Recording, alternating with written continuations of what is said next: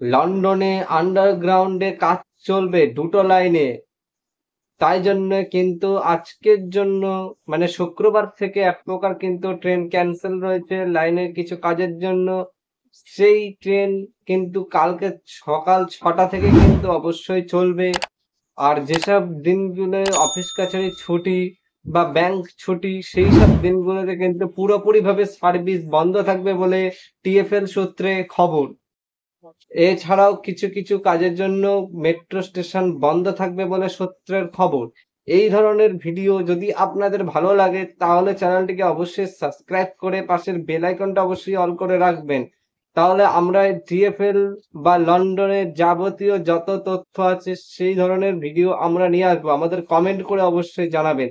তাছাড়া অন্য অন্য কোন প্রান্তে কোথায় দেখতে চান, পৃথিবীর কোথায় কি মেট্রো রেলের আপডেট কিংবা রেলওয়ে আপডেট যদি দেখতে চান তাহলে এই চ্যানেলটিকে অবশ্যই সাবস্ক্রাইব করে পাশের বেল আইকন অবশ্যই অল করে রাখবেন।